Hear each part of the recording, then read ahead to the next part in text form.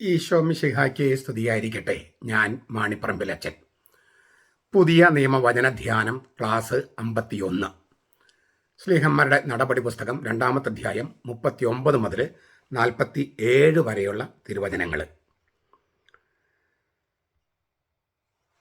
ഈ വാഗ്ദാനം നിങ്ങൾക്കും നിങ്ങളുടെ മക്കൾക്കും നമ്മുടെ ദൈവമായ കർത്താവ് തൻ്റെ അടുക്കലേക്ക് വിളിച്ചു വരുത്തുന്ന വിദൂരസ്ഥരായ ഏവർക്കും ഉള്ളതാണല്ലോ.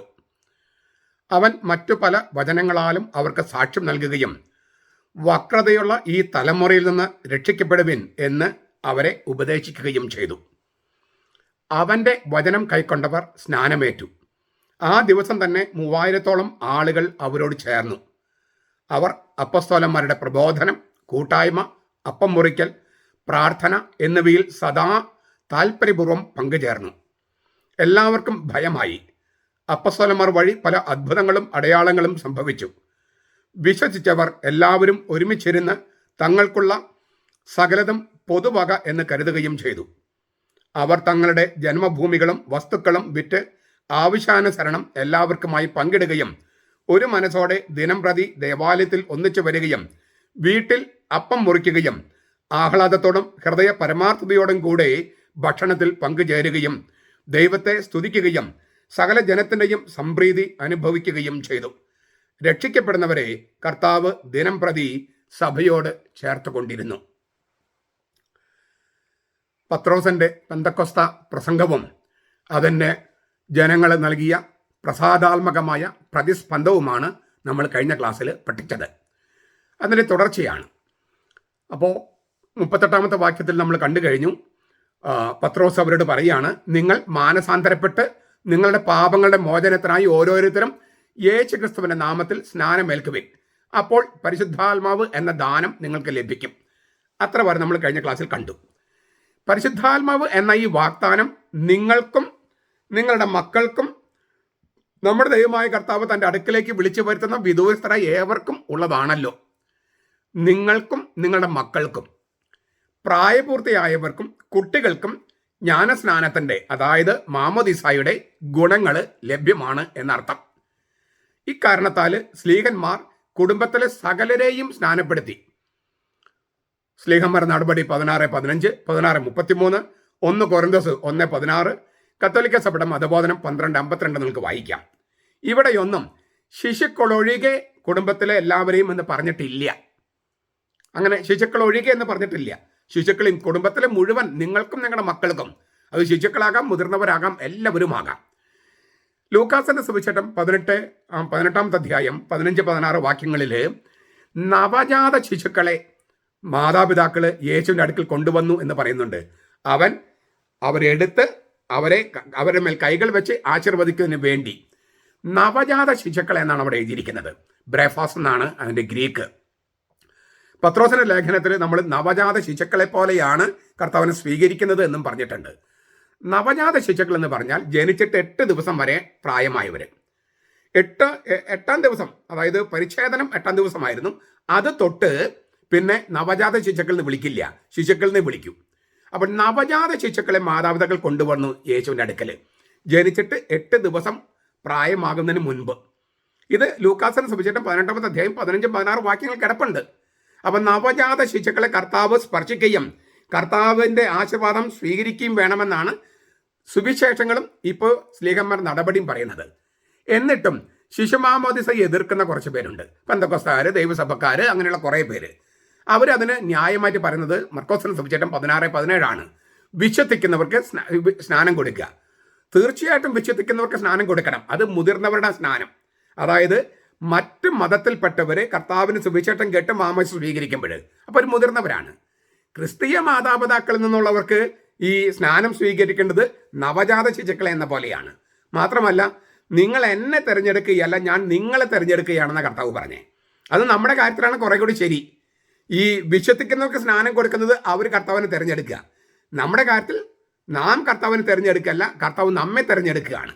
അപ്പോൾ ഓരോ സന്ദർഭത്തിനും ഓരോ വചനങ്ങളുണ്ട്.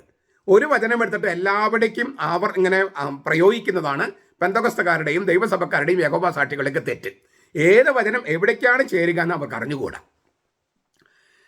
മാമോദിസായെ പൗലോസ് വിശേഷിപ്പിക്കുന്നത് തീത്തോസിന്റെ ലേഖനം 3:5 പുനരുജ്ജീവനത്തിന്റെ സ്നാനം എന്നാണ്. വാഷിംഗ് ഓഫ് റീജനറേഷൻ, പുനരുജ്ജീവനം. പിന്നെ പരിശുദ്ധാത്മാവിന്റെ നവീകരണം എന്നും പൗലോസ് പറയുന്നുണ്ട്. Renewal in the holy spirit. രക്ഷിക്കപ്പെടുന്നത് മാമോദിസയിലൂടെയാണെന്ന് പത്രോസും പൗലോസും വ്യക്തമാക്കുന്നു. കാരണം യേശുക്രിസ്തുവിലേക്കുള്ള സ്നാനപ്പെടലാണ് മാമോദിസ, വെള്ളത്തിലേക്കുള്ള മുങ്ങലല്ല മാമോദിസ. അത് സ്നാപയോഹന്നാന്റെ സ്നാനമാണ്.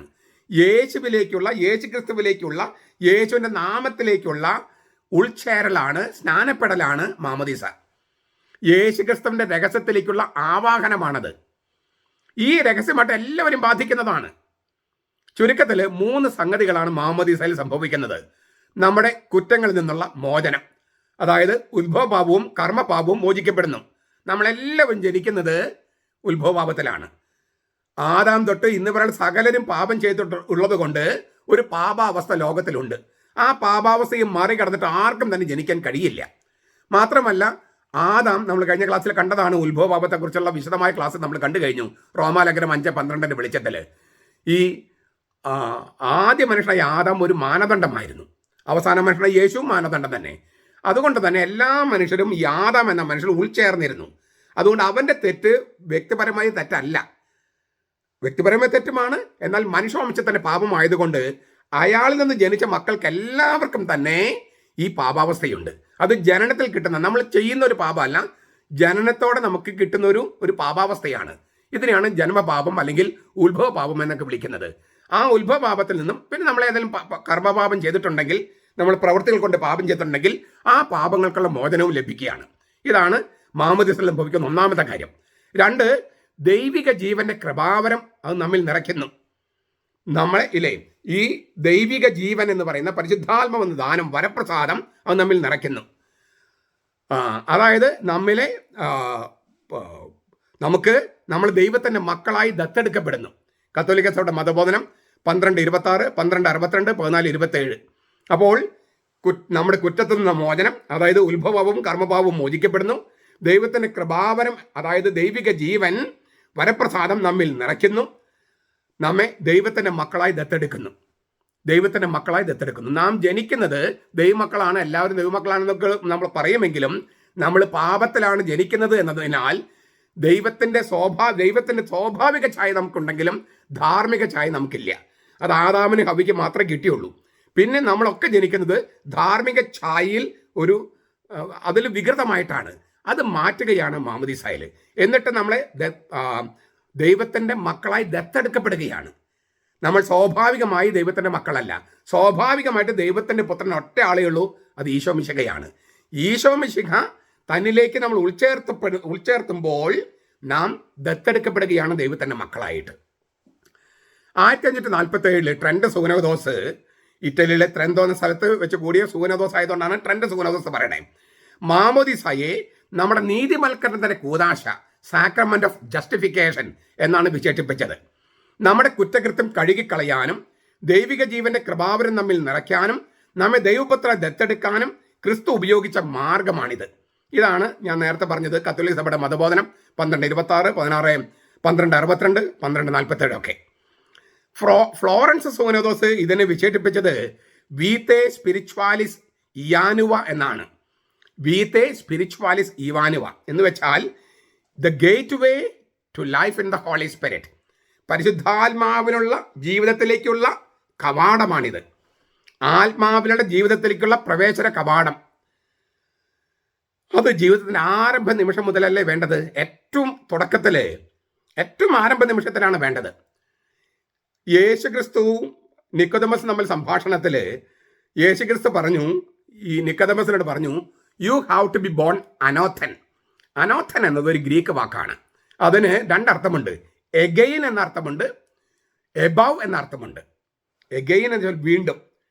നിക്കോദമസ് യേശുവിന്റെ വചനങ്ങൾ തെറ്റിദ്ധരിച്ചിട്ട് പറഞ്ഞു, അതെങ്ങനെ സാധിക്കും, വീണ്ടും എങ്ങനെ ജനിക്കാൻ കഴിയും? ഞാൻ പ്രായമേറിയ ഒരു മനുഷ്യനാണ്, ഇനി അമ്മയുടെ ഉദരത്തിൽ പ്രവേശിച്ച് വീണ്ടും ജനിക്കാൻ പറ്റുമോ? അത് ഇച്ചിരി പ്രയാസമുള്ള കാര്യമാണല്ലോ നിക്കോദമസ്. അപ്പോൾ യേശു പറഞ്ഞു, അനോഥൻ എന്ന വാക്കിന് ആ അർത്ഥമല്ല ഞാൻ ഉദ്ദേശിച്ചത്, മറിച്ച് ഉന്നതത്തിൽ നിന്ന് ജനിക്കണം. You have to be born അനോഥൻ എന്നതിന് you have to be born again എന്നല്ല അർത്ഥം, മറിച്ച് you have to be born from above, ഉന്നതത്തിൽ നിന്ന് ജനിക്കണം. നമ്മുടെ നാട്ടിൽ ബോൺ അഗെയിൻ ക്രിസ്ത്യൻസ് എന്ന് പറഞ്ഞിട്ടൊരു കൂട്ടരുണ്ട്. യൂറോപ്പിലൊക്കെ ഉണ്ട് ബോൺ അഗെയിൻ ക്രിസ്ത്യൻസ്, അതായത് വീണ്ടും ജനനത്തിൻ്റെ ക്രിസ്ത്യാനികൾ.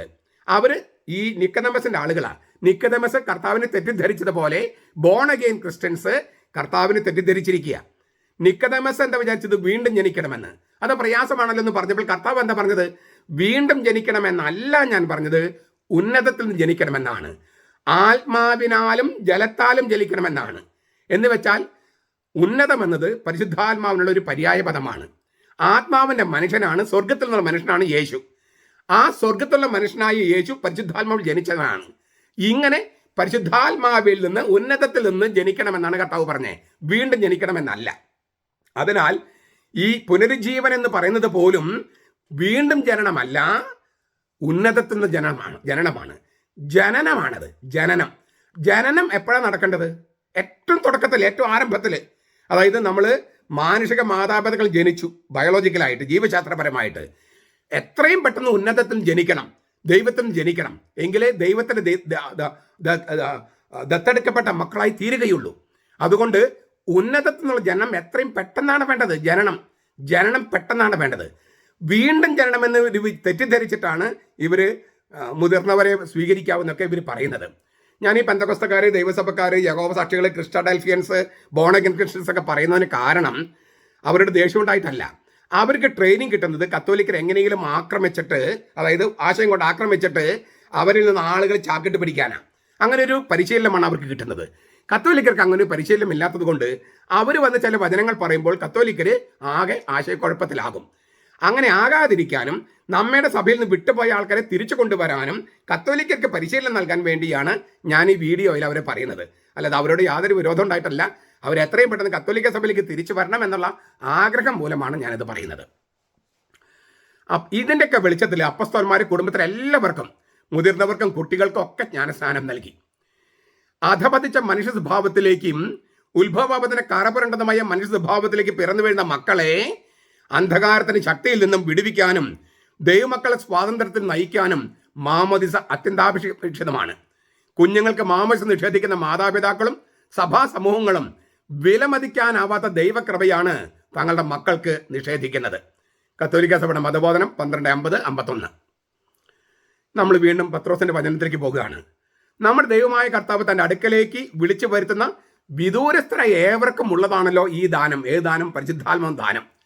ദൈവമായ കർത്താവ് തൻ്റെ അടുക്കലേക്ക് വിളിച്ചു വരുത്തുന്ന, ആത്യന്തികമായി സഭയുടെ നിയന്ത്രണം ദൈവത്തിൻ്റെ കയ്യിലാണ്. ആത്യന്തികമായി സഭയുടെ നിയന്ത്രണം ദൈവത്തിൻ്റെ കയ്യിലാണ്. ഇസ്രായേൽ ഗ്രഹത്തിന് പുറത്തേക്കും ക്രിസ്തുവിൻ്റെ സുവിശേഷം പോകാൻ ദൈവം തിരുമനസ്സാകുന്നു. അത് വളരെ വിപുലമായ തോതിൽ നടത്താൻ വേണ്ടി പൗലോസിനെ വിളിക്കും. കർത്താവ് ചെറിയ തോതിൽ തുടങ്ങി വെക്കുന്നുണ്ട്. ഈ സിറിയ നാട്ടിൽ പോയി സീറോ ഫിനിഷൻ 3 അങ്ങനെ കുറച്ച് പേർക്ക് രണ്ടാമത്തെ അപ്പം വർധനയൊക്കെ നടത്തി. അങ്ങനെ കുറച്ച് പേർക്കൊക്കെ കർത്താവ് തുടങ്ങി വെക്കുന്നുണ്ട്. പക്ഷെ വിജാതിയർക്കുള്ള സുവിശേഷം വിപുലമായ തോതിൽ അത് കൊണ്ടുപോകാൻ വേണ്ടിയാണ് പൗലോസിനെ വിളിക്കുന്നത്. അപ്പോൾ വിദൂരസ്ഥർ എന്ന് പറഞ്ഞാൽ വിജാതിയരാണ് ഉദ്ദേശിക്കുന്നത്, പുറജാതിക്കാർ, യഹൂദരല്ലാത്തവർ. അങ്ങനെ അവരിലേക്ക് പോയത് കൊണ്ടാണ് നമുക്കൊക്കെ സുവിശേഷം കിട്ടിയത്. യഹൂദർക്ക് പുറത്തേക്ക്, യഹൂദ സമുദായത്തിന് പുറത്തേക്ക്, ഇസ്രായേൽ സമൂഹത്തിന് പുറത്തേക്ക് സുവിശേഷം പോയത് കൊണ്ടാണ് നമ്മളൊക്കെ ക്രിസ്ത്യാനികളായത്. അപ്പോൾ കർത്താവ് വിദൂരസ്ഥരായ നമ്മെയും അവൻ്റെ സഭയിലേക്ക് വിളിച്ചു വരുത്തുകയായിരുന്നു. കർത്താവ് വിളിച്ചു വരുത്തിയ സമുദായമാണ്, വിളിച്ചുകൂട്ടിയ സമുദായമാണ് സഭ. അത് നശിപ്പിക്കാനായിട്ട് ഒരുപാട് പേര് ശ്രമിച്ചിട്ടുണ്ട്, നടന്നിട്ടില്ല. ഇപ്പോഴും ആൾക്കാർ ശ്രമിച്ചുകൊണ്ടിരിക്കുന്നുണ്ട്, അകത്തുള്ളവരും പുറത്തുള്ളവരും. അകത്തുള്ളവരെ കൂട്ടിപ്പിടിച്ചിട്ട് മറ്റ് മതസ്ഥരും ഇതിനെ തകർക്കാൻ നോക്കുന്നുണ്ട്. ഇതൊന്നും നടക്കാൻ പോകുന്നില്ല. കാരണം തീർച്ചയായിട്ടും ചില കേടുപാടുകളൊക്കെ സംഭവിക്കും. ഈ പിശാചുമായുള്ള സാത്താനുമായ ആ പോരാട്ടത്തിൽ അവൻ നിന്റെ കുതികാലിൽ പരിക്കേൽപ്പിക്കുമെന്ന് പറയുന്നുണ്ട്. അപ്പോൾ സ്ത്രീയുടെ സന്തതിയുടെ കുതികാൽ പരിക്കേൽപ്പിക്കാൻ സാത്താൻ ശക്തികൾക്ക് കഴിയും, പൈശാചിക ശക്തികൾക്ക് കഴിയും. പക്ഷേ അങ്ങനെ മുറിവേൽപ്പിക്കുന്ന പ്രക്രിയയിലാണ് അതിൻ്റെ തല തകർക്കുക, നമ്മൾ പിശാചിന് തല തകർക്കുക. അതുകൊണ്ട് സഭയ്ക്ക് കേടുപാടുകൾ വരുത്താനായിട്ട് ഉള്ളിലുള്ളവർക്കും പുറത്തുള്ളവർക്കും ഒക്കെ കഴിയും. പക്ഷേ ആത്യന്തികമായ നിയന്ത്രണം കർത്താവിൻ്റെ കയ്യിൽ തന്നെയാണ്. അതുകൊണ്ടാണ് ദൈവമായ കർത്താവ് തൻ്റെ അടുക്കലേക്ക് വിളിച്ചു വരുത്തുന്ന വിദൂരസ്ഥർ എന്ന് പറയുന്നത്. ദൈവമായ കർത്താവാണ് വിളിച്ചു വരുത്തുന്നത്. വിദൂരസ്ഥരായ ആ വാക്കിനർത്ഥം ഞാൻ പറഞ്ഞു കഴിഞ്ഞു. 2 ധ്വനികളാണ് ശരിക്കുള്ളത്. ഒന്ന്, ഇസ്രായേൽ ദേശത്ത് ചിതറിപ്പോയി യഹൂദർ. അതായത് യെശയ്യായുടെ പുസ്തകം 57:19 പറയുന്നുണ്ടല്ലോ. എളുപ്പത്തിൽ മനസ്സിലാക്കാൻ പറയാം, സോളമന്റെ മരണത്തിന് ശേഷം ഈ അന്നത്തെ ഐക്യ ഇസ്രായേൽ രണ്ടായിട്ട് വിഭജിക്കപ്പെട്ടു. Northern കിങ്ഡവും southern കിങ്ഡവും. വടക്കുള്ള രാജ്യത്തിന് ഇസ്രായേൽ എന്നും തെക്കുള്ള രാജ്യത്തിന് യൂദയ എന്നും പറയും. വടക്കുള്ള രാജ്യം ഇസ്രായേലിന്റെ തലസ്ഥാനമായിരുന്നു സമാരിയ. തെക്കുള്ള രാജ്യത്തിന്റെ യഹൂദ രാജ്യത്തിന്റെ തലസ്ഥാനമായിരുന്നു ജെറൂസലേം. ഈ 722 BC 722-721 കാലയളവിൽ അസീറിയക്കാർ, ഇപ്പോഴത്തെ ഇറാൻ ഒക്കെയുള്ള ആ പ്രദേശ ആൾക്കാർ വടക്കൻ രാജ്യത്തെ ആക്രമിച്ച് കീഴ്പ്പെടുത്തി. അങ്ങനെ സമാരിയ വീണു. ഈ വടക്കൻ രാജ്യത്താണ് 10 ഗോത്രങ്ങൾ താമസിച്ചിരുന്നത്. തെക്ക് യൂദയായിൽ യഹൂദ ഗോത്രവും പിന്നെ ബെഞ്ചമിൻ ഗോത്രമേ ഉണ്ടായിരുന്നുള്ളൂ. ബാക്കി 10 ഗോത്രങ്ങളും 12 ഗോത്രങ്ങളിൽ 10 ഗോത്രങ്ങളും ജീവിച്ചിരുന്നത് ഇസ്രായേലിലാണ്. അവർ ഈ അസീറിയക്കാരുടെ ആക്രമണത്തോടെ അവർ ചിതറിക്കപ്പെട്ടു. ഇതാണ് ചിതറിപ്പോയ ഇസ്രായേൽ മക്കൾ എന്ന് പറയുന്നത്. ഇസ്രായേലിന് ചിതറിക്കപ്പെട്ടു പോയ മക്കൾ, അവരെ വിദൂരസ്ഥർ എന്ന് തന്നെ പറയാം. അവരിങ്ങനെ നാനാ രാജ്യങ്ങളിലേക്ക് അവർ കുടിയേറി പാർത്തു. അങ്ങനെയാണ് ഇന്ത്യയിലും യഹൂദന്മാരൊക്കെ വന്നത്. ആ യഹൂദന്മാരുടെ അടുത്തേക്കാണ് തോമസ് ലീഗ വന്നത് എന്നൊക്കെ നമ്മൾ വിചാരിക്കുന്നതിന് കാരണം അതാണ്. രണ്ടാമത്തെ ഒരർത്ഥം, ഈ വിദൂരസ്ഥർ എന്ന വാക്കിന് രണ്ടാമത്തെ ഒരർത്ഥം ലോകമാസകലമുള്ള വിജാതീയ കുടുംബം എന്നാണ്. ലോകമാസകലമുള്ള വിജാതീയ കുടുംബം. എഫേസ്യ ലേഖനം 2:17 അങ്ങനെയാണ് ഉദ്ദേശിച്ചിരിക്കുന്നത്. വീണ്ടും പെത്രോസിന്റെ വാക്കുകൾ, ശ്ലീഹന്മാർ നടപടി പുസ്തകത്തിലെ വാക്കുകൾ. അവൻ പെത്രോസ് മറ്റ് പല വചനങ്ങളാലും അവർക്ക് സാക്ഷ്യം നൽകുകയും വക്രതയുള്ള ഈ തലമുറയിൽ നിന്ന് രക്ഷിക്കപ്പെടുവിൻ എന്ന് അവരെ ഉപദേശിക്കുകയും ചെയ്തു. വക്രതയുള്ള തലമുറ, തൻ്റെ തലമുറയെ യേശു ഇതുപോലെ പറയുന്നുണ്ട്, ഇത് വക്രതയുള്ള തലമുറയാണെന്ന്, ലൂക്കാസ് 9:41. പിന്നീട് പൗലോസും പറയുന്നുണ്ട് വക്രതയുള്ള തലമുറയിലാണ് താൻ ജീവിക്കുന്നതെന്ന്, ഫിലിപ്പിയ ലേഖനം 2:15. മോശയുടെ കീർത്തനത്തിലും ഈ ശൈലി കാണാം. അവിടെയാണ് ആദ്യമായിട്ട് ഈ ശൈലി കാണുന്നത്. നിയമാവർത്തന പുസ്തകം 32:5. ഈജിപ്തിൽ നിന്ന് പുറപ്പെട്ടു വന്ന ഇസ്രായേലിന്റെ ആദ്യത്തെ തലമുറയെ ചെന്നപ്പെടുത്താനാണ് മോശ ഇത് ഉപയോഗിച്ചത്. അതായത് എല്ലാ തലമുറയിലും വക്രതയുണ്ട്. അത് ഞാൻ നേരത്തെ പറഞ്ഞല്ലോ, ഉത്ഭവപാപത്തിന്റെ ഫലമായിട്ട് വക്രതയുള്ള സമുദായത്തിലാണ് ഈ തലമുറകളാണ് നമ്മളെല്ലാം ജീവിക്കുന്നത്. വക്രതയുള്ള തലമുറയിൽ നമ്മൾ രക്ഷിക്കപ്പെടുവാൻ വേണ്ടി വിളിക്കപ്പെട്ടവരാണ്. വക്രതയുള്ള തലമുറയിൽ എല്ലാവരും ജീവിക്കുന്നത്, അത് രക്ഷിക്കപ്പെടുവാനായിട്ട് വിളിക്കപ്പെട്ടവരാണ് ഈ വക്രതയുള്ള തലമുറയിൽ ജീവിക്കുന്നത്. അതൊരു വലിയ വെല്ലുവിളിയാണ്. അങ്ങനെ രക്ഷിക്കപ്പെടുവൻ എന്നാണ് പെത്രോസ് പറയുന്നത്. അത് ആ വാക്ക് കേട്ടിട്ട് ആ ദിവസം തന്നെ 3000-ഓളം പേര് സഭയോട് ചേർന്നു. 3000-ഓളം പേര് പെന്തക്കോസ്ത് ദിവസം. ഒറ്റയടിക്ക് 3000 പേരെ സ്നാനപ്പെടുത്തിയെന്നോ നമ്മൾ കഴിഞ്ഞ ക്ലാസ്സിൽ കണ്ടതാണ്. എവിടെയാണ് സ്നാനപ്പെടുത്തിയെന്ന് ചോദിച്ചതാ. അതിനോട് കൂട്ടിച്ചേർത്ത് വായിക്കേണ്ട കാര്യം ഞാൻ പറയുന്നത്, ഇപ്പോൾ ഒറ്റയടിക്ക് ഈ 3000 പേരെ സ്നാനപ്പെടുത്തിയെന്ന് അവിടെ എഴുതിയിട്ടില്ല. എല്ലാവരും ഒരേ സ്ഥലത്ത് വെച്ച് തന്നെ സ്നാനം സ്വീകരിച്ചുവെന്നും എഴുതിയിട്ടില്ല. എല്ലാവരെയും സ്നാനപ്പെടുത്തിയത് പെത്രോസ് തന്നെയാണെന്നും എഴുതിയിട്ടില്ല. പെന്തക്കോസ്ത് തിരുനാൾ ദിവസം തന്നെ 3000 പേർ സ്നാനം ഏറ്റു എന്നാണ് അവിടെ എഴുതിയിരിക്കുന്നത്. പല സ്ഥലത്ത് വെച്ചായിരിക്കാം, പല സ്ലീഹന്മാരിൽ നിന്നായിരിക്കാം. അതേസമയം എല്ലാവരും പത്രോസിൽ നിന്ന് മാമോദിസ സ്വീകരിച്ചു എന്ന കാര്യം നിഷേധിച്ചിട്ടുമില്ല. അപ്പം ഇങ്ങനെ ഒരല്പം തുറന്ന രീതിയിലാണ് ആ വചനം രേഖപ്പെടുത്തിയിരിക്കുന്നത്. കഴിഞ്ഞ ക്ലാസ്സിൽ ഞാൻ പറഞ്ഞിരുന്നു എങ്ങനെയാണ് ഈ 3000 പേരെ സ്നാനപ്പെടുത്തിയിരിക്കാൻ സാധ്യത എന്ന് ഞാൻ പറഞ്ഞിരുന്നു. 41-ാം വാക്യം. അവൻ്റെ വചനം കൈക്കൊണ്ടവർ, പത്രോസിന്റെ വചനം കൈക്കൊണ്ടവർ സ്നാനമേറ്റു. ആ ദിവസം തന്നെ 3000-ഓളം ആളുകൾ അവനോട് ചേർന്നു. ആളുകൾ എന്നതിന് ഇവിടെ ഉപയോഗിച്ചിരിക്കുന്ന വാക്ക് PSYCHE എന്നാണ്. PSYCHE, സൈക്കോളജി എന്ന വാക്ക്, മനഃശാസ്ത്രം എന്നുള്ള വാക്ക് PSYCHE എന്ന് വരുന്നതാണ്. ആളുകളെന്നോ ആത്മാവുകളെന്നോ അന്ന് ഭാഷപ്പെടുത്താം. 3000 ആളുകൾ അവരോട് ചേർന്നുവെന്നോ 3000 ആത്മാവുകൾ അവരോട് ചേർന്നുവെന്നോ ആ വാക്കിന് അർത്ഥമുണ്ട്. അതാ ഞാൻ പറഞ്ഞത്, ഇതിങ്ങനെ ഒരല്പം തുറന്ന് വ്യാഖ്യാനിക്കാവുന്ന തരത്തിലാണ് ലൂക്കാസ് ഈ സ്ലീഹന്മാർ നടപടി പുസ്തകത്തിലെ ഈ വചനങ്ങൾ എഴുതിയിരിക്കുന്നത്. 42-ാം വാക്യം. അവർ ഇങ്ങനെ അവരോട് ചേർന്നവർ, ആ ആത്മാവുകൾ, അവർ അപ്പസ്തോലന്മാരുടെ പ്രബോധനം, കൂട്ടായ്മ, അപ്പം മുറിക്കൽ, പ്രാർത്ഥന എന്നിവയിൽ സദാ താല്പര്യപൂർവ്വം പങ്കുചേർന്നു. അപ്പസ്തോലന്മാരുടെ പ്രബോധനം, കൂട്ടായ്മ, അപ്പം മുറിക്കൽ, പ്രാർത്ഥന. ജെറൂസലമിലെ ആദ്യത്തെ വിശ്വാസി സമൂഹത്തിൽ വെളിപ്പെടുന്ന സഭാജീവിതത്തിന്റെ പ്രധാനപ്പെട്ട പെരുമാറ്റച്ചട്ടമാണ് ഈ 4 കാര്യങ്ങൾ. സഭയുടെ സത്താപരമായ പ്രവൃത്തികൾ തന്നെയാണ് ഈ 4 കാര്യങ്ങൾ. സഭയുടെ സത്താപരമായ പ്രവൃത്തികൾ 4ആണ്. സഭാജീവിതത്തിന്റെ പ്രധാനപ്പെട്ട പെരുമാറ്റച്ചട്ടം എന്ന് പറയുന്നത് ഈ 4 കാര്യങ്ങളാണ്. ഏതൊക്കെയാണ് ഈ 4 കാര്യങ്ങൾ? സഭയിലായിരിക്കണമെങ്കിൽ, കത്തോലിക്ക സഭയിലായിരിക്കണമെങ്കിൽ ഉണ്ടാകേണ്ട 4 കാര്യങ്ങൾ. ഒന്ന്, അപ്പസ്തോലന്മാരുടെ പ്രബോധനം. ഗ്രീക്കിൽ ഡിഡാഹെ എന്നാണ്, ഡിഡാഹെ. അപ്പസ്തോലന്മാരുടെ സൈദ്ധാന്തിക മതബോധനത്തെയാണ് ഇവിടെ ഉദ്ദേശിക്കുന്നത്. ഡോക്ട്രൈനൽ കാറ്റക്കേസിസ്. 5:28 സ്ലീഹന്മാർ നടപടി 5:28, 13:12, 17:19 ഈ വാക്ക് ഉപയോഗിച്ചിട്ടുണ്ട്. ഈ അപ്പസ്തോലന്മാരുടെ സൈദ്ധാന്തിക മതബോധനം അത് രേഖപ്പെടുത്തിയിരിക്കുന്നത് പുതിയ നിയമത്തിലും സഭയുടെ പ്രബോധനത്തിലുമാണ്. അവ കേൾക്കുകയും പഠിക്കുകയും പ്രാർത്ഥിക്കുകയും വേണം. പുതിയ നിയമത്തിലുണ്ട്, പിന്നെ സഭയെ ഏൽപ്പിച്ചിരിക്കുകയാണ്. പുതിയ നിയമം സഭയെ ഏൽപ്പിച്ചിരിക്കുകയാണ് എന്ന് വെച്ചാൽ പരിശുദ്ധാത്മാവിൻ്റെ തുണയുള്ള സമുദായമാണ്, ആരാധന സമൂഹമാണ് സഭ. പരിശുദ്ധാത്മാവിൻ്റെ തുണയുള്ളത്. അതിനാൽ തന്നെ ഈ വചനം, കർത്താവിൻ്റെ ഈ പുതിയ നിയമത്തിൽ എഴുതപ്പെട്ടിരിക്കുന്ന വചനം സഭയാണ് ഏൽപ്പിച്ചിരിക്കുന്നത്. ആ വചനത്തിൽ ഉൾക്കൊണ്ടിരിക്കുന്ന വിശ്വാസ സംഹിതകൾ എന്ത്, വിശ്വാസ പ്രമാണങ്ങൾ എന്ത് എന്ന് പരിശുദ്ധാത്മാവിൻ്റെ തുണയിൽ വ്യാഖ്യാനിക്കുന്നതും പകർന്നു നൽകുന്നതും സഭയാണ്. അതിനെയാണ് അപ്പസ്തോലന്മാരുടെ പ്രബോധനം എന്ന് പറയണേ.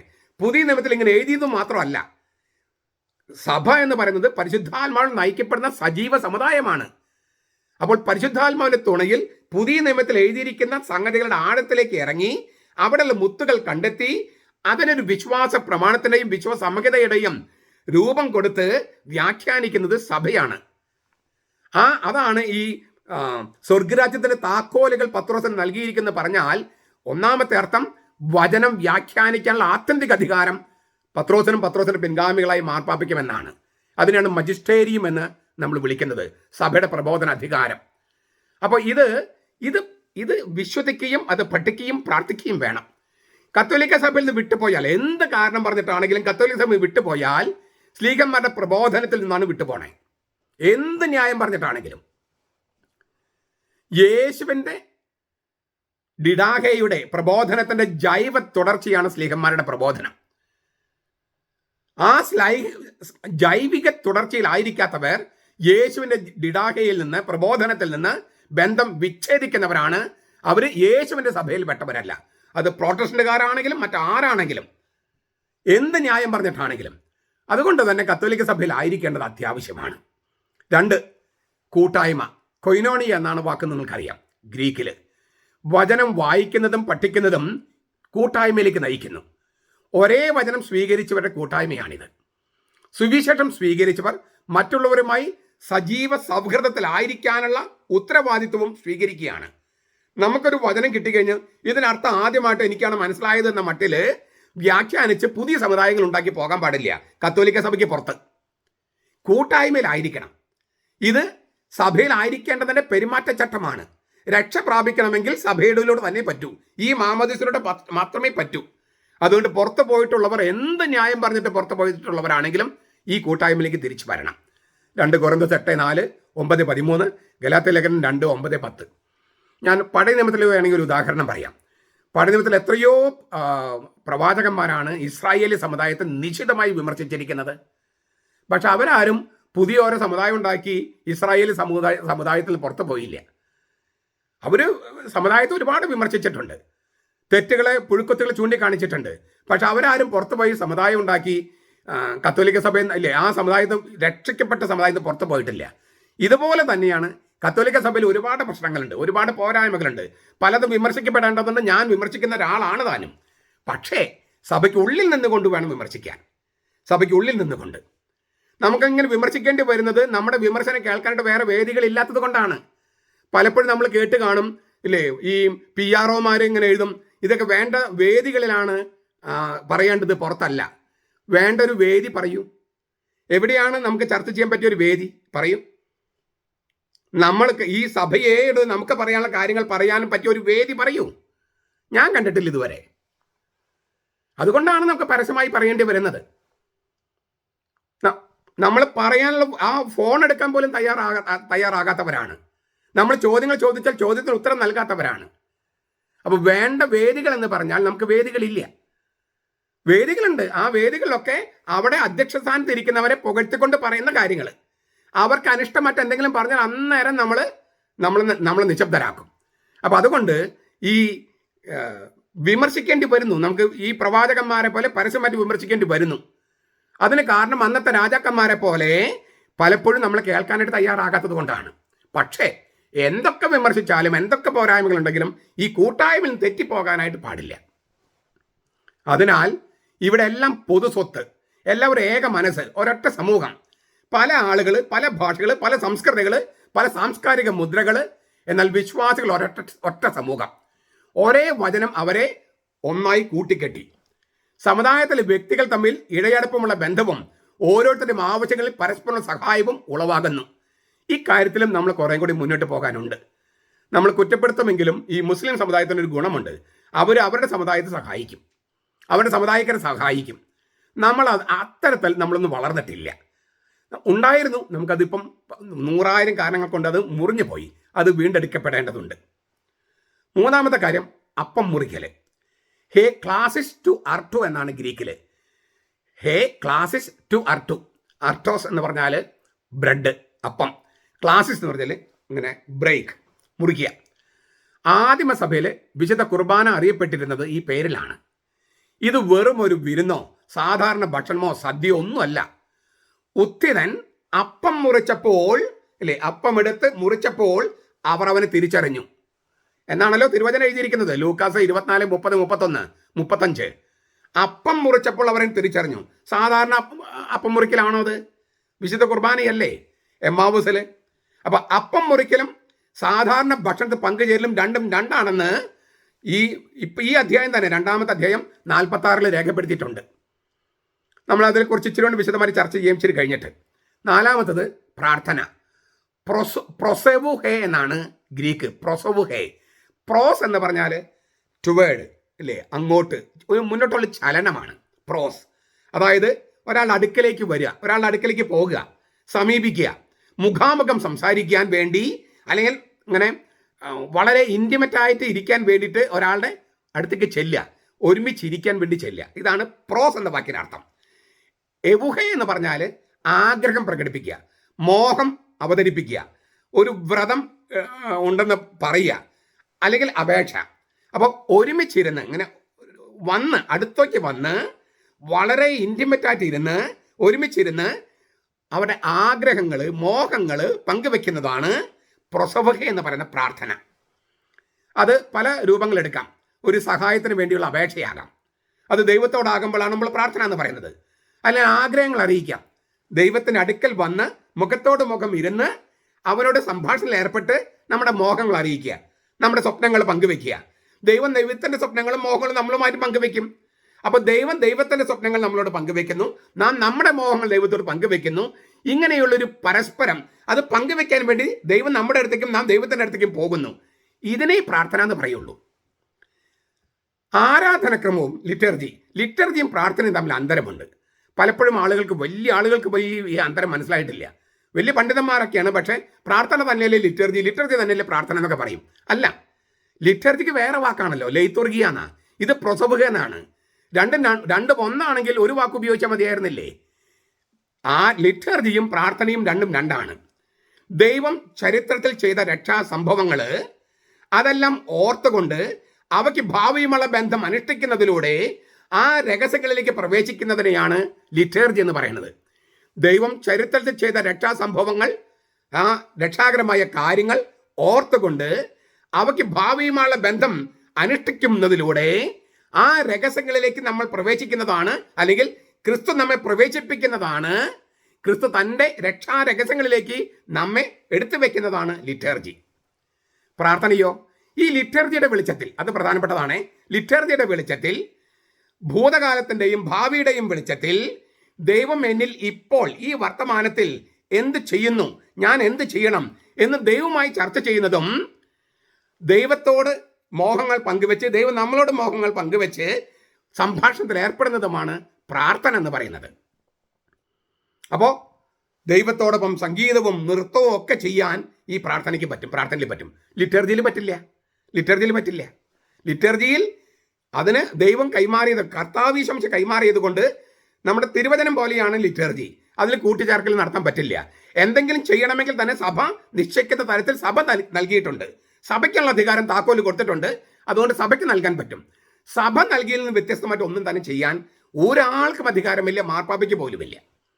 അതാണ് ഇത്. ഈ മാർപ്പാപ്പയേക്കാളും വലിയ ആളുകളാണെന്ന് കരുതിയിട്ടാണ് ചില അച്ഛന്മാർ ഈ ലിറ്റർജിയിൽ കൂട്ടിച്ചേർക്കൽ നടത്തണേ. അത് പറ്റില്ല. ഈ ആദിമസഭയിൽ അവർ ഒരുമിച്ച് പഠിച്ചു, ഒന്നിച്ച് ജീവിച്ചു, ഒന്നിച്ച് ആഹാരം കഴിച്ചു, ഒന്നിച്ച് ദൈവത്തെ ആരാധിച്ചു. ഇതിനെയാണ് സഭാത്മക ജീവിതം എന്ന് വിളിക്കുന്നത്. മറ്റൊരു വാക്കിൽ പറഞ്ഞാൽ ആദ്യകാലത്തെ വിശ്വാസികള്, ക്രൈസ്തവ വിശ്വാസികള് ഒരു കുടുംബമായി ജീവിച്ചു. ആ കുടുംബത്തിൽ ധാരാളം പ്രശ്നങ്ങളുണ്ടായിരുന്നു. പക്ഷെ അതെല്ലാം ആ കുടുംബത്തിനകത്തു നിന്നുള്ള പ്രശ്നങ്ങളായിരുന്നു. കത്തോലിക്ക സഭയുടെ മതബോധനം 950, 1329, 2624 നിങ്ങൾക്ക് വായിക്കാം.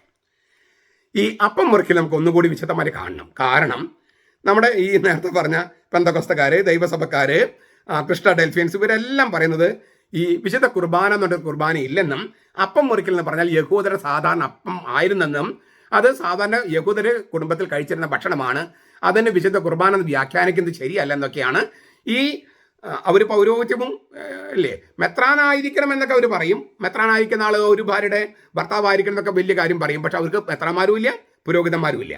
പൗരോഹിത്യം അവർ നിഷേധിച്ചിരിക്കുന്നു. രാജകീയ പൗരോഹിത്യമുണ്ട്, ആത്മാരുടെ പൗരോഹിത്യമാണ്, ശുശ്രൂഷ പൗരോഹിത്യമില്ല എന്നെല്ലാം പറഞ്ഞ് മെത്രാൻ വേണം, പക്ഷേ ശുശ്രൂഷ പൗരോഹിത്യം വേണ്ട. ഇങ്ങനെ വൈരുദ്ധ്യമാണ് ഈ പെന്തക്കോസ്തക്കാരും ദൈവസഭക്കാരൊക്കെ പഠിപ്പിക്കുന്നത്.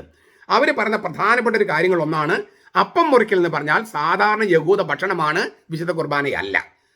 അവരുടെ ആർഗ്യുമെന്റ് തെറ്റാണ് എന്ന് നമുക്ക് ബോധ്യപ്പെടാൻ വേണ്ടിയിട്ട് അല്ലെങ്കിൽ അതിൻ്റെ കൃത്യമായ വ്യാഖ്യാനം ഞാൻ നൽകുകയാണ്.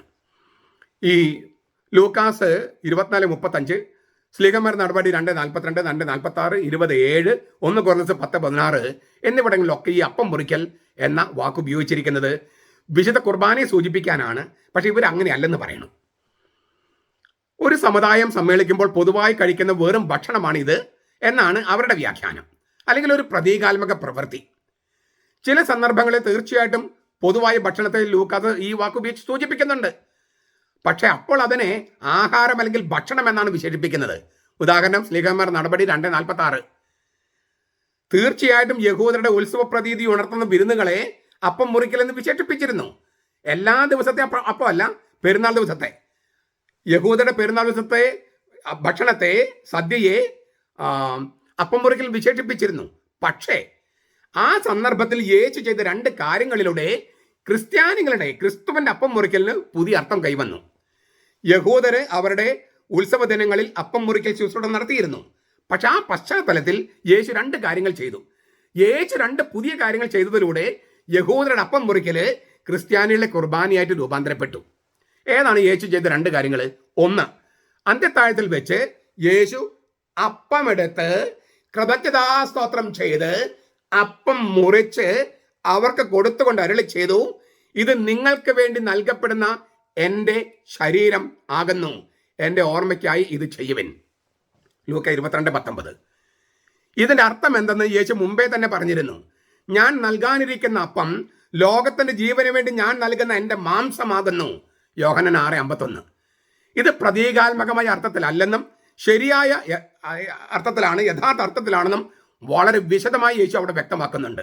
ഇതേക്കുറിച്ചൊക്കെ നമ്മൾ ധ്യാനിച്ചിട്ടുള്ളതാണ്. യോഹന്നാൻ 6:54 അവിടെ എസ്തിയോ എന്ന വാക്ക്, ഭക്ഷണം കഴിക്കുന്ന ആ വാക്കല്ല ഉപയോഗിച്ചിരിക്കുന്നത്, മറിച്ച് ഈ എലിയൊക്കെ ഭക്ഷണം കഴിക്കില്ലേ, അതുപോലെ ഗ്നാവ് എന്ന് ഞാൻ പറയുന്നത് അതിൻ്റെ സ്പെല്ലിംഗ് മനസ്സിലാക്കാനാണ്. GNAW സ്പെല്ലിംഗ്, ഉച്ചാരണം നാവ് എന്നാണ്, ഗ്നാവ്. ആ സ്പെല്ലിംഗ് മനസ്സിലാക്കാൻ വേണ്ടിയാണ് ഞാൻ പറയുന്നത്. ആ വാക്ക ഉപയോഗിച്ചിരിക്കുന്നത് 4 പ്രാവശ്യം. അതായത് ശരിക്കും ഭക്ഷണം കഴിക്കണമെന്ന് കാണിക്കാൻ വേണ്ടിയിട്ടാണ് ഇങ്ങനെ വളരെ റൂഡായിട്ടുള്ള അല്ലേ ഒരല്പം അപരിഷ്കൃതമായ വാക്ക് കർത്താവ് ഉപയോഗിക്കുന്നത്. പ്രതീകാത്മക അർത്ഥത്തിൽ മാംസം ഭക്ഷിക്കുക എന്ന് പറഞ്ഞാൽ ഇങ്ങനെ മാംസം കൊത്തിപ്പറിക്കാനാണ്, പരിഹസിക്കാനാണ്. അപ്പം പ്രതീകാത്മക അർത്ഥത്തിൽ അല്ല അത് ഉപയോഗിച്ചിരിക്കുന്നത്. കർത്താവിനെ പരിഹസിക്കാന്നാണോ കർത്താവ് ഉദ്ദേശിച്ചത്?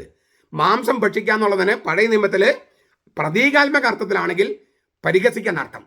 നിങ്ങൾ കർത്താവിൻ്റെ മാംസം ഭക്ഷിക്കുന്ന കർത്താവിനെ പരിഹസിക്കാനേ കർത്താവ് പറയണേ?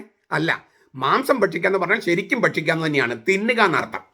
അതാണ് കർത്താവ് പറഞ്ഞത്. 2, മരിച്ചവരിൽ നിന്നുള്ള തൻ്റെ ഉത്ഥാനത്തിന് ശേഷം സ്ലീഹന്മാരോടൊപ്പം ഭക്ഷണം തിരിക്കുമ്പോൾ യേശു അപ്പമെടുത്ത് ആശീർവദിച്ച് മുറിച്ച് അവർക്ക് കൊടുത്തു. ഉടൻ അവരുടെ കണ്ണുകൾ തുറക്കപ്പെട്ടു. അവർ അവനെ തിരിച്ചറിഞ്ഞു. അവൻ അവരുടെ മുമ്പിൽ നിന്ന് അപ്രത്യക്ഷനായി. വഴിയിൽ വെച്ച് സംഭവിച്ചതും അവൻ അപ്പം മുറിക്കുമ്പോൾ തങ്ങൾ അവനെ തിരിച്ചറിഞ്ഞതും അവർ വിവരിച്ചു പറഞ്ഞു. ലൂക്കാസ് 24, 30, 31, 35. മരണത്തിന് മുമ്പും ഉത്ഥാനത്തിന് ശേഷവും യേശു അപ്പം മുറിക്കുന്നു. ആ അപ്പം മുറിക്കലിലൂടെ ശിഷ്യന്മാര് ഉത്ഥിതനെ തിരിച്ചറിയുന്നു. ഇത് വെറുമൊരു ആചാരമാണോ? വെറുമൊരു ഭക്ഷണമാണോ? ഇത് പൊതുവായ ഒരു ആഹാരം കഴിക്കലാണോ? അല്ല. ചുരുക്കത്തിൽ അന്ത്യത്താഴത്തിൽ യേശു ചെയ്ത വിശേഷപ്പെട്ട പ്രവൃത്തിക്ക് ശേഷവും എമ്മാവസിൽ വെച്ച് ഉത്തിതനായ യേശു ചെയ്ത സവിശേഷ കർമ്മത്തിന് ശേഷവും വിശുദ്ധ കുർബാനയ്ക്കുള്ള മറ്റൊരു ശീർഷകമാണ് അപ്പം മുറിക്കൽ. ക്ലിയറായി ഞാൻ വിചാരിക്കുന്നു. ലൂക്കായുടെ സുവിശേഷത്തിൽ നടപടി പുസ്തകത്തിലും വിശുദ്ധ കുർബാനയെ സൂചിപ്പിക്കുന്ന സാങ്കേതിക പദമാണ് അപ്പം മുറിക്കൽ. അപ്പസ്തോലന്മാരുടെ പ്രബോധനം, കൂട്ടായ്മ, അപ്പം മുറിക്കൽ, പ്രാർത്ഥന എന്നാണ് ആ എഴുതിയിരിക്കുന്ന രീതി തന്നെ. നാലിനും ആധ്യാത്മികമായി പൊരുളുണ്ട്. പ്രബോധനം, കൂട്ടായ്മ, അപ്പം മുറിക്കൽ, പ്രാർത്ഥന. ഈ 4 സംഗതികളും വെറും ആചാരങ്ങളല്ല. ആഴ്ചയുടെ ആദ്യ ദിവസം സഭ ആരാധനയ്ക്കായി സമ്മേളിക്കുന്നതിനെ അപ്പം മുറിക്കൽ ശുശ്രൂഷ എന്നാണ് വിളിക്കുന്നത്. സ്ലീഹന്മാർ നടപടി 27, 1 കൊരിന്ത്യർ 11:20. അവർ അപ്പസ്തോലന്മാരുടെയും പുരോഹിതന്മാരുടെയും നിർദ്ദേശങ്ങൾ പാലിച്ചുവെന്ന് അവിടെ എഴുതിയിട്ടുണ്ട്. സ്ലീഹന്മാർ നടപടി 16:4. അപ്പസ്തോലന്മാരുടെ പാരമ്പര്യം അനുസരിക്കുകയായിരുന്നു അവർ. 2 തെസ്സലോനിക്കർ 3:6. അതിനാൽ പൗലോസ് ചോദിക്കുന്നു, നാം ആശീർവദിക്കുന്ന ഈ അനുഗ്രഹ പാനപാത്രം ക്രിസ്തുവിന്റെ രക്തത്തിലുള്ള കൂട്ടായ്മയല്ലയോ? നാം മുറിക്കുന്ന അപ്പം ക്രിസ്തുവിന്റെ ശരീരത്തിന്റെ കൂട്ടായ്മയല്ലയോ? 1 കൊരിന്ത്യർ 10:16. അന്ത്യത്താഴത്തിലേക്കും എമ്മാവുസിലെ അപ്പം മുറിക്കൽ ശുശ്രൂഷയിലേക്കും കൈ ചൂണ്ടി പൗലോസ് ചോദിക്കുകയാണ്, ഇത് കർത്താവിന്റെ പാനപാത്രമല്ലേ? ഇത് കർത്താവിന്റെ മേശയല്ലേ? 1 കൊരിന്ത്യർ 10:21. ഇത്രയും വചനങ്ങൾ ഉണ്ടായിട്ട് പിന്നെ എങ്ങനെയാണ് ഇത് യഹൂദരുടെ വെറും ആചാരമാണ്, ഇത് സാധാരണ ഭക്ഷണമാണ് എന്നൊക്കെ ഈ പെന്തക്കോസ്തക്കാർക്കും യഹോവ സാക്ഷികൾക്കും ഈ കത്തോലിക്ക സഭ വിട്ടുപോയവർക്കൊക്കെ പറയാൻ കഴിയണേ? കർത്താവിൻ്റെ മേശ, കർത്താവിൻ്റെ കാസ എന്നെല്ലാം സാധാരണ ഭക്ഷണത്തെക്കുറിച്ച് പറയുമോ? യേശു അന്ത്യത്താഴത്തിൽ വെച്ച് കർത്താവിൻ്റെ അത്താഴം കഴിച്ച് അത് സ്ഥാപിച്ചു കഴിഞ്ഞപ്പോൾ അതിന് പുതിയ അർത്ഥം വന്നില്ലേ? ഇതൊന്നും മനസ്സിലാക്കാതെയാണ് ഈ കത്തോലിക്ക സഭയിൽ നിന്ന് വിട്ടുപോയവരുടെ വ്യാഖ്യാനങ്ങൾ. കർത്താവിൻ്റെ അത്താഴം അവൻ്റെ ഓർമ്മയ്ക്കായി ചെയ്യണമെന്ന് കർത്താവ് കൽപ്പിച്ചു. ആദിമസഭ കർത്താവിൻ്റെ അത്താഴത്തിന് പല ശീർഷങ്ങൾ കൊടുത്തിരുന്നു. അത് കർത്താവിൻ്റെ മേശയാണ്, കർത്താവിൻ്റെ കാസയാണ്, അത് ക്രിസ്തുവിൻ്റെ രക്തത്തിലും ശരീരത്തിലുമുള്ള കൂട്ടായ്മയാണ്, അത് അപ്പം മുറിക്കലാണ്. അതിനാൽ അയോഗ്യതയോടെ അപ്പം ഭക്ഷിക്കുകയും ഈ രക്തത്തിന് പാനം ചെയ്യുകയും ചെയ്തവൻ തങ്ങളുടെ ശിക്ഷാവിധിയാണ് ഭക്ഷിക്കുകയും പാനം ചെയ്യുകയും ചെയ്യുന്നത്. സാധാരണ ഒരു അപ്പം കഴിച്ചാൽ ഈ ശിക്ഷാവിധിയാണോ ഭക്ഷിക്കുക? സാധാരണ ഭക്ഷണത്തെക്കുറിച്ച് ഇങ്ങനെ പറയാൻ പറ്റുമോ? അയോഗ്യതയുടെ ഭക്ഷണം കഴിച്ചാൽ അവൻ ശിക്ഷാവിധിയാണ് സ്വീകരിക്കുന്നതെന്ന്. ചുരുക്കത്തിൽ അപ്പം മുറിക്കൽ എന്നത് ഈശോ അപ്പം മുറിച്ചതിന് ശേഷം വിശുദ്ധ കുർബാനയെയാണ് സൂചിപ്പിക്കുന്നത്. അതിന് മുൻപ് അത് യഹൂദരുടെ സാധാരണ ഭക്ഷണമല്ല, പെരുന്നാൾ ദിവസത്തെ ഭക്ഷണത്തെ സൂചിപ്പിച്ചിരുന്നു. നമുക്ക് 46-ാമത്തെ വാക്യത്തിലേക്ക് പോകാം. സ്ലീഹന്മാർ നടപടി 2:46. ഒരു മനസ്സോടെ ദിനം പ്രതി ദേവാലയത്തിൽ ഒന്നിച്ചു വരികയും, ദേവാലയത്തിൽ അതായത് ക്രിസ്തുധർമ്മത്തിന് ആരംഭകാലത്ത് പ്രാർത്ഥനയുടെയും പ്രബോധനത്തിൻ്റെയും പൊതുവേദി ജെറുസലേം ദേവാലയമായിരുന്നു. ആദ്യത്തെ സ്ലീഹന്മാരെല്ലാവരും യഹൂദന്മാരായിരുന്നു. ആദ്യത്തെ ക്രിസ്ത്യാനികളും യഹൂദന്മാരായിരുന്നു. അന്ന് ക്രിസ്ത്യാനികളും യഹൂദന്മാരും നമ്മൾ വേർതിരിവായിട്ടില്ല. അതുകൊണ്ട് അവർക്ക് ജെറുസലേം ദേവാലയത്തിൽ പോകാമായിരുന്നു. അപ്പോൾ പ്രാർത്ഥന പ്രബോധനമൊക്കെ ജെറുസലേം ദേവാലയത്തിൽ വെച്ചായിരുന്നു. എന്നാൽ വിശുദ്ധ കുർബാനോട് അർപ്പിക്കാൻ പറ്റില്ല. അതുകൊണ്ട് ചില വ്യക്തികളുടെ വീടുകളിലാണ് സമ്മേളിച്ചത്. വിശുദ്ധ കുർബാനോട് അർപ്പിക്കാൻ പറ്റില്ലല്ലോ. 20 സ്ലീഹന്മാർ നടപടി 27:8, 1 കൊരിന്ത്യർ 11, 17, 22. അതിനെയാണ് ഗൃഹസഭകൾ, ഹൗസ് ചർച്ചസ് എന്ന് പറഞ്ഞിരുന്നത്. ക്രിസ്തുവർഷം 313 വരെ അങ്ങനെയായിരുന്നു. അപ്പോൾ ക്രിസ്തുവർഷം 313 മുമ്പ് നമുക്ക് ശരിക്കും ക്രിസ്തീയ ദേവാലയങ്ങൾ ഇല്ല. എങ്കിലും ആദിമ ഈ യേശു അന്ത്യത്താഴം കഴിക്കുകയും അവിടെ ഈ ജെറൂസലേമിൽ സമ്മേളിക്കുകയും ചെയ്ത ആ മുറികൾക്കൊക്കെ ഒരു ക്രിസ്തീയ കെട്ടുമട്ടുണ്ടായിരുന്നു. പക്ഷേ ദേവാലയം നമുക്ക് പണിയാൻ പറ്റിയത് ക്രിസ്തു ധർമ്മത്തിന് സ്വാതന്ത്ര്യം കിട്ടിയ AD 313 മുതലാണ്. ജെറൂസലേമിൽ യേശുവിൻ്റെ പ്രാർത്ഥനയുടെയും ചർച്ചയുടെയും വേദിയായിരുന്നു പഴയ ഉടമ്പടിയുടെ വാസ്തുശില്പ മാതൃകയായ ജെറൂസലേം ദേവാലയം. അപ്പസ്തോലന്മാരുടെ സഭാ സമ്മേളനത്തിൻ്റെ വേദിയും അതുതന്നെയാണ്. കാരണം പഴയ നിയമത്തിൽ നിന്ന് യേശുവിൽ നിന്ന് സ്ലീഹന്മാരിലേക്കും വിശുദ്ധ പാരമ്പര്യം കൈമാറ്റം ചെയ്യപ്പെടുന്നു. അതുകൊണ്ട് ഈ കണ്ടിന്യൂറ്റി നമ്മൾ പലപ്പോഴും കേൾക്കുന്ന, എറണാകുളത്തൊക്കെ കേൾക്കുന്ന വലിയൊരു ആർഗ്യുമെൻ്റാണ്, ഇതൊക്കെ പഴയ നിയമത്തിലെ ആചാരങ്ങളല്ലേ? പഴയ നിയമത്തിലെ ആചാരങ്ങളൊന്നും നമുക്ക് വേണ്ടെങ്കിൽ പിന്നെ എന്തിനാ നമുക്ക് പഴയ നിയമം? ഈ മാഴ്സിയൻ എന്ന് പറഞ്ഞിട്ട് ഒരാളുണ്ടായിരുന്നു. 144 അദ്ദേഹത്തെ സഭയിൽ നിന്ന് പുറത്താക്കി. എന്തുകൊണ്ടാണ് കാരണം എന്നറിയോ? അദ്ദേഹം പഴയ നിയമം വേണ്ടാന്ന് പറഞ്ഞു. നമ്മുടെ ആളുകൾ പലരും പഴയ നിയമം വേണ്ടെന്ന് വിചാരിക്കുന്നവരാ. പഴയ നിയമമാണ് യേശുവിൻ്റെ ബൈബിള്, മറിയത്തിൻ്റെ ബൈബിള്, തോമാസ് ലീഗയുടെയും പത്രോസിൻ്റെയും പൗലോസിൻ്റെയും ഒക്കെ ബൈബിള് പഴയ നിയമമാണ്. അത് വേണ്ടെന്ന് പറയാണ്. പഴയ നിയമത്തിലെ ആചാരമല്ലേ? പഴയ നിയമത്തിലെ ആചാരങ്ങൾ ഒന്നും തന്നെ വേണ്ടെങ്കിൽ പിന്നെ എന്തിനാണ് നമുക്ക് ബൈബിള്? ഞാൻ നിയമത്തെയോ പ്രവാചകന്മാരെയോ റദ്ദാക്കാൻ അല്ല വന്നെന്ന കർത്താവ് പറയണേ. പക്ഷെ നമ്മുടെ ആളുകൾ റദ്ദാക്കിക്കൊണ്ടിരിക്കുക, അവരുടെ തോന്നിയാസം നടക്കാൻ വേണ്ടിയിട്ട് മാത്രം. ഈ പഴയ നിയമത്തിൽ നിന്ന് പുതിയ നിയമത്തിലേക്കുള്ള തുടർച്ച ലംഘിക്കാൻ കഴിയില്ല. പഴയ ഉടമ്പടിയുടെ പ്രധാനപ്പെട്ട സ്ഥാപനമായ ദേവാലയത്തിൽ യേശു അവൻ്റെ 12 പേരും ആയിരിക്കുന്നതിലൂടെ ദൈവശാസ്ത്രപരമായി അതിൽ അവകാശം സ്ഥാപിക്കുകയാണ്. അതായത് യഥാർത്ഥ ദേവാലയം യെരൂശലേമിലെ കെട്ടിടമല്ല, യെരൂശലേമിൽ കുരിശിൽ മരിച്ച യേശുവാണ്. അവനിലായിരിക്കുന്നവർ ദേവാലയത്തിലായിരിക്കുകയാണ്. അവനിലായിരിക്കുന്നത് വചനത്തിലൂടെയും വചനത്തിന് ജീവൻ വയ്ക്കുന്ന കൂദാശയിലൂടെയുമാണ്. യേശുവിലായിരിക്കുക എന്നുള്ളതാണ് ദേവാലയം. യേശുവിലായിരിക്കുന്നവർ ഒരുമിച്ച് വരുമ്പോൾ അത് ആ സ്ഥലവും ദേവാലയമായിട്ട് മാറും. ആ ദേവാലയത്തിന് ഏത് രൂപം വേണം? വെളിപാട് പുസ്തകത്തിൽ 4-5 അധ്യായത്തിൽ പറഞ്ഞിരിക്കുന്ന സ്വർഗത്തിന്റെ രൂപം വേണം. വെറുതെ ഒരു ചുമര് ഉണ്ടാക്കി ഒരു കുരിശ് വെച്ചാൽ ദേവാലയമാകില്ല. സ്വർഗത്തിന്റെ ഒരു ഭൂമിയിലെ സ്വർഗത്തിന്റെ പ്രതീകം ഭൂമിയിൽ ഉണ്ടാകണം. കാരണം യെരൂശലേമിൽ കർത്താവ് മരിക്കുമ്പോൾ ആ സമയത്ത് തന്നെ കുരിശ് അവിടെ സ്വർഗത്തിൽ എന്തുണ്ടായി? കുഞ്ഞാട് സിംഹാസനത്തിന് മുമ്പിൽ ഏക മധ്യസ്ഥനായി നിൽക്കുന്നു. താഴെ കുരിശിലെ കർത്താവ് കിടക്കുമ്പോൾ അതിന്റെ പ്രത്യാഘാതം സ്വർഗത്തിലുമുണ്ട്. ഇതാണ് ഒരിക്കൽ എന്നേക്കുമായി. ഒരിക്കലാണ് യെരൂശലേമിൽ മരിച്ചത്, പക്ഷെ അത് എന്നേക്കുമായിട്ട് സ്വർഗത്തിൽ നിലനിൽക്കുകയാണ്. അപ്പൊ സ്വർഗത്തെ ഭൂമിയിലേക്ക് കൊണ്ടുവരുന്ന ആ പ്രതീതി സൃഷ്ടിക്കുകയാണ് ദേവാലയത്തിൽ. അപ്പോൾ ക്രിസ്തുവിലായിരിക്കുന്നവരാണ് ദേവാലയം. അങ്ങനെ ക്രിസ്തുവിലായിരിക്കുന്ന ക്രിസ്ത്യാനികളെല്ലാവരും ഒരു സ്ഥലത്ത് വരുമ്പോൾ അതിന് സ്വർഗത്തിന്റെ പ്രതീതി ഉണ്ടാകണം. ഒരു സാധാരണ മുറിയിലേക്ക് പ്രവേശിക്കുന്ന പോലെ അല്ല പ്രവേശിക്കേണ്ടതെന്ന് അർത്ഥം. ഇതൊക്കെ ഇവിടെ അവതരിപ്പിച്ചിരിക്കുകയാണ്. അവസാനത്തെ വചനം 2:47. ദൈവത്തെ സ്തുതിക്കുകയും സകല ജനത്തിനെയും സമൃദ്ധി അനുഭവിക്കുകയും ചെയ്തു. സകല ജനത്തിനെയും സമൃദ്ധി. യഥാർത്ഥ ഇസ്രായേൽ ശേഖരിക്കപ്പെടുകയാണെന്നാണ് ഒരു ധ്വനി. എല്ലാവരും അവരെ സമൃദ്ധിയിൽ അങ്ങനെ സകല ജനത്തിനും സമൃദ്ധി അനുഭവിച്ചെന്ന് പറഞ്ഞാൽ എല്ലാവരും അവരെ അപ്രീഷിയേറ്റ് ചെയ്തെന്നൊന്നും ഒന്നും അല്ല അർത്ഥം. പിന്നാലെ പീഡനങ്ങൾ വരുന്നുണ്ട്. പക്ഷെ ഒരു കാര്യം മനസ്സിലായി, യഥാർത്ഥ ഇസ്രായേല് ശേഖരിക്കപ്പെടുകയാണ്. അതുകൊണ്ടാണ് ഈ 3000 പേര് ഒരൊറ്റ ദിവസം തന്നെ ചേർന്നത്. ഈ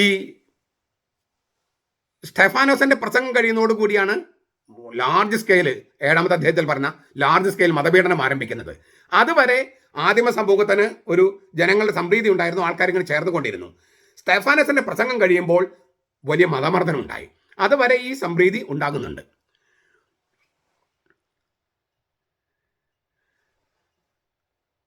രക്ഷിക്കപ്പെടുന്നവരെ കർത്താവ് ദിനം പ്രതി സഭയോട് ചേർത്തുകൊണ്ടിരുന്നു. രക്ഷിക്കപ്പെടുന്നവരെ മാമോദിസ സ്വീകരിക്കുന്നവർ നിത്യനാശത്തിൽ നിന്ന് രക്ഷിക്കപ്പെടുകയും മിശിഹായുടെ രാജ്യത്തിലേക്ക് സ്വീകരിക്കപ്പെടുകയും ചെയ്യുന്നു. ഇവിടെ ഉപയോഗിച്ചിരുന്ന ക്രിയാരൂപം വർത്തമാനകാലത്തിൽ തുടർച്ചയെ സൂചിപ്പിക്കുകയാണ്. രക്ഷിക്കപ്പെട്ടവർ എന്നല്ല, രക്ഷിക്കപ്പെടുന്നവർ എന്നാണ്. രക്ഷിക്കപ്പെട്ടവർ എന്നല്ല, രക്ഷിക്കപ്പെടുന്നവർ. രക്ഷിക്കപ്പെടൽ ഒരൊറ്റ നിമിഷത്തിൽ ഒതുങ്ങി നിൽക്കുന്നില്ല. അതൊരു പ്രക്രിയയാണ്. അതിൻ്റെ ആരംഭ നിമിഷമാണ് മാമോദീസ. വീണ്ടും ഞാൻ ഈ കത്തോലിക്ക സഭയിൽ നിന്ന് വിട്ടുപോയിട്ടുള്ള ആളുകൾ ഞങ്ങൾ രക്ഷിക്കപ്പെട്ടവരാണ്, നിങ്ങൾ രക്ഷിക്കപ്പെട്ടവരല്ലെന്ന് പറഞ്ഞ് നടക്കുക. അങ്ങനെ ഒരു നിമിഷം കൊണ്ട് രക്ഷിക്കപ്പെടൽ അല്ല. രക്ഷിക്കപ്പെടൽ ഒരു പ്രക്രിയയാണ്, ഒരു ജീവിതമാണ്, ജീവിത ശൈലിയാണ്, ജീവിത രീതിയാണ്. കർത്താവ് രക്ഷിക്കണം നമ്മളെ. അങ്ങനെ കർത്താവ് രക്ഷിച്ചിട്ട് ഒരു സമുദായത്തിലേക്ക് വെക്കുന്നതാണ് മാമോദീസ. കർത്താവ് നമ്മളെ രക്ഷിച്ചിട്ട് കർത്താവിലേക്ക് തന്നെ ഉൾച്ചേർക്കുന്നതാണ് മാമോദീസ. പക്ഷെ അങ്ങനെ ആ നിമിഷം മാത്രം മതിയോ? നമ്മൾ ജനിച്ചാൽ മാത്രം മതിയോ? ജീവിക്കണ്ടേ? സാധാരണ ബയോളജിക്കൽ ലൈഫ് ഞാൻ പറയണേ, ജീവിക്കണ്ടേ? നമ്മൾ ജീവിക്കണം. ഇതുപോലെ തന്നെയാണ് ഈ ഉന്നതത്തിൽ ജനിക്കുന്നത് മാത്രം പോരാ, ആ ജനനത്തിൽ വളരണം. അതൊരു പ്രക്രിയയാണ്. മരണം വരെ കർത്താവിൽ മരിക്കുന്നത് വരെ നമ്മൾ വളർന്നുകൊണ്ടിരിക്കണം. അതുകൊണ്ട് രക്ഷിക്കപ്പെടുന്നവർ എന്നാണ് സ്ലീഹന്മാർ നടപടി പുസ്തകത്തിൽ ഉപയോഗിച്ചിരിക്കുന്നത്, രക്ഷിക്കപ്പെട്ടവർ എന്നല്ല. ഒരിക്കലായി സംഭവിക്കുകയല്ല, ഒരിക്കൽ സംഭവിച്ച് അത് തുടർന്നുകൊണ്ടിരിക്കുകയാണ്. നമ്മൾ രക്ഷിക്കപ്പെടുന്നവരാണ്. ആ രക്ഷ നമുക്ക് നഷ്ടപ്പെടുത്താൻ പറ്റും. എങ്ങനെ? മാരകപാപം ചെയ്ത് മാരകപാപത്തിൽ മരിച്ചാൽ ഈ രക്ഷ നഷ്ടപ്പെടുകയും ചെയ്യും. അത് ഒരുപാട് പ്രാവശ്യം പുതിയ നിയമത്തിൽ പറഞ്ഞിട്ടുണ്ട്. ചുരുക്കത്തിൽ നമ്മൾ ഇന്ന് അവസാനിപ്പിക്കുകയാണ്. പത്രോസിന്റെ പെന്തക്കോസ്ത് പ്രസംഗം നമ്മൾ ഇന്ന് അവസാനിപ്പിക്കുക. സ്ലീഹന്മാരുടെ നടപടി പുസ്തകത്തിൽ 2 അധ്യായങ്ങളുടെ വ്യാഖ്യാനമാണ് നമ്മളിപ്പോൾ 51 ക്ലാസ്സുകൾ കൊണ്ട് പൂർത്തിയായത്. നിങ്ങൾ സീരിയസ് ആയിട്ട് പഠിക്കുന്ന കുറച്ച് വൈദികരുത് കേൾക്കുന്നുണ്ട്, അൽമാര് കേൾക്കുന്നുണ്ട്, നോട്ട് കുറിക്കുന്നുണ്ട്. നോട്ടെല്ലാം കുറിച്ച് തന്നെ നിങ്ങൾ സ്വയം എക്യുപ്ഡാകണം. ഈ വചനം പ്രഘോഷിക്കാനും നമ്മുടെ ആളുകൾ വിട്ടുപോയ ആളുകളെ തിരിച്ചു കൊണ്ടുവരാനും നമ്മുടെ ആളുകൾ ഇനി പോകാതിരിക്കാനും.